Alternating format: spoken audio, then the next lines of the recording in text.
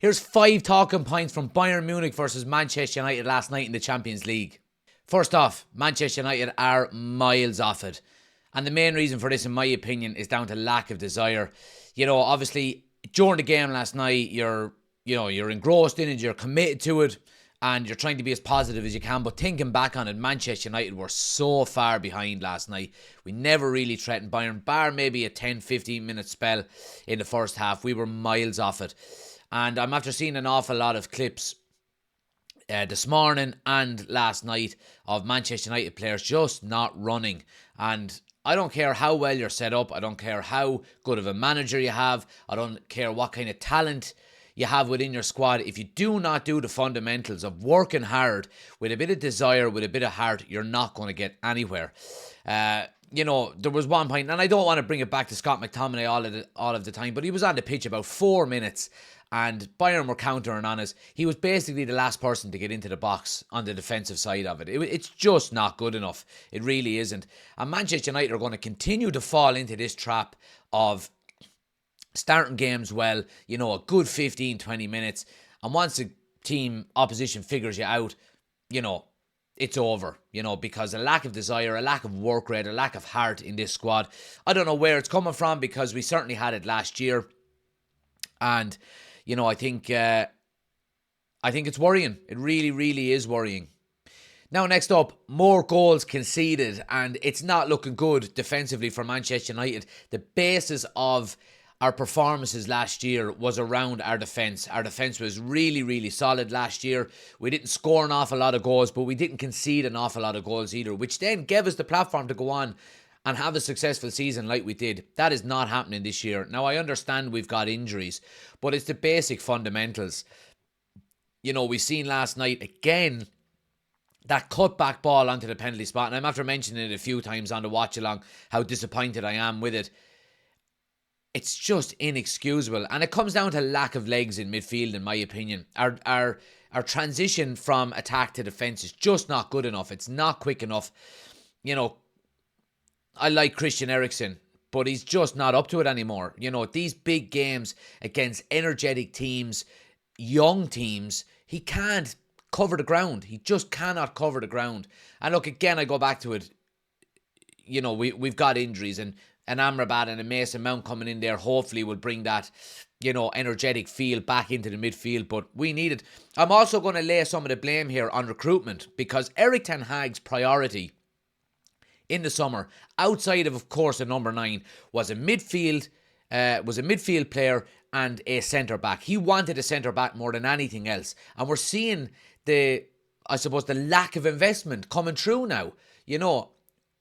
We've got a makeshift team because of the lack of investment. Now, I know, look, we went out and signed Mason Mount. He wanted a defensive midfielder more than anything else. He couldn't get one. He wanted Declan Rice. We didn't invest. He wanted Kim Min-jae. We didn't invest. And a lot of this is down to not being able to shift players off of the books either. Harry Maguire still pricking around at the club. Erik ten Hag wanted him gone as quickly as possible. The board wouldn't get him out. They couldn't negotiate a deal to get him out. So not all of this is down, to Erik ten Hag. The players have to take responsibility. I think Erik ten Hag's setup last night was decent, in comparison to the Brighton game, but he's not getting the support and the benefits of having maybe a decent board behind him that can do good deals. He's just not getting it. And for that reason, we're seeing the lack of real quality in midfield and real quality in defence, and it's easy to see. Next up then, Andre Onana, and look, he admitted it last night himself in a post-match press conference that it was the worst game he's ever had as a footballer. He's also, said that his start to his Manchester United career hasn't been a good one, and it's not what he wanted, it's not what he expected. First and foremost, it's good to see a player coming out and actually taking some responsibility, and I'm delighted to see him doing that, and it shows real character, and it's the kind of characters that Erik ten Hag does want within the squad. When you see what, the likes of Harry Maguire said last season, where he doesn't have to prove anything, so on and so forth. But Andre Onana is a bit of a worry at the moment. He's letting in easy goals. He is, now look, I think in the first 15, 20 minutes last night, I thought his distribution was very good. I thought the long ball worked really well for Manchester United. And I don't like calling it long ball. I prefer to call it direct play. But it was long ball. And Manchester United clearly had a game plan off the back of that. We were winning the second balls down and we were putting a lot of pressure onto Bayern in the final third of the pitch for us. So, but lack of concentration, you could see it affected him as well within the game. It took him maybe, I think it took him till after the second goal went in to maybe shake it off. You could see there was clips of him, clearly, I suppose, rattled a little bit by it. He was throwing his hands up in the air. He was rolling his eyes, up to 5 or 10 minutes after the actual goal went in. So it's a big concern at the moment. I don't buy into this whole, David De Gea, should have kept David De Gea, all of this, because, people have got sharp memories. And what did David De Gea do against West Ham? What did he do in the FA Cup final? What did he do on multiple occasions last year? So, look, we're only 6 games into a season. And, the goalkeeper at Manchester United is probably the most pressurised position in world football. It really is. So, I'm not going to be in any hurry to be talking about Andre Onana in any way, shape or form. I think he's a good goalkeeper. He hasn't started off well, but even by the way he's talking and by the way he's carrying himself in interviews, he knows, and he's got the confidence, I think, to turn it around. So I think he'll be okay. Next up then, Højlund off the mark. Now look, I was very pleased with Højlund last night. He was one of a couple of players that could hold their heads up high in relation to I suppose the performance levels, and obviously Reguilon was another one, but it's great to see him getting off the mark. Obviously he had the disallowed goal against Brighton on the weekend, but he's played well. He played well on the weekend. I think he was probably again one of our better players, getting up, getting into good positions last week. He just didn't get the service, and I think that's going to be a common theme throughout the season. Whether he gets the service or not is going to depend on the amount of goals he gets. But he took his goal very well. He worked his arse off, in fairness to him. He isolates centre-backs really well. Now, he was up against probably 2 of the best centre-backs in world football last night in terms of Kim Min-jae and Upamecano, 2 big, strong men, and he didn't shy away from it. So I was really happy to see that. I think he will score goals this season. He looked lively. He gets into the right positions. We need to pick him out earlier. He's got the pace to get into the box ahead of defenders, and we need to be able to pick him out. Now, again, look, Rashford did assist him in his goal last night. There was a lot of criticisms that Rashford didn't pass the ball to him enough on the weekend against Brighton, so let's hope that improves.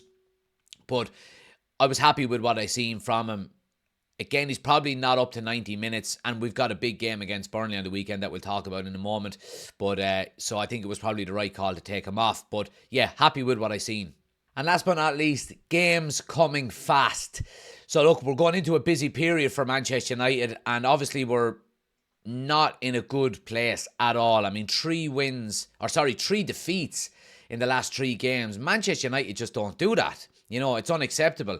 And we haven't got an easy game on the weekend at Turf Moor against Burnley. We're really going to have to up our game. If there's any kind of really, I suppose, issue that's wanting to spur this Manchester United team on, is the fact that 4 defeats out of 4 is just not acceptable. It really isn't. And we really need to go in and give Burnley a good beating on the weekend.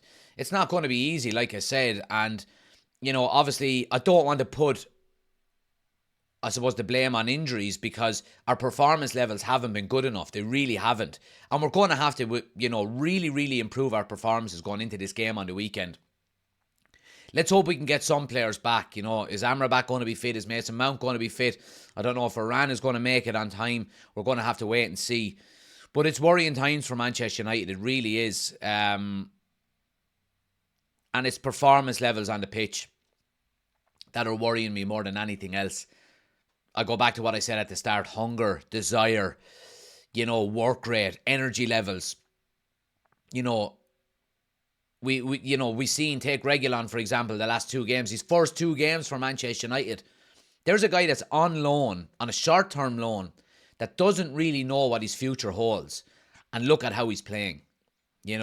And I think a lot of players could take a leaf out of his book, because I think if Manchester United were better at offloading players out of the club, I think you would see a lot more players put in effort like that to remain at the club. So we're going to have to up our game. It's not going to be easy. We're going through a really difficult patch.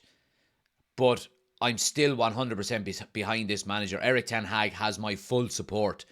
He has not been backed in the summer. He's got things wrong this season. Absolutely, he has. But there's only so much he can do. Yeah, tough times. Let me know your thoughts in the comments. See you on the next one.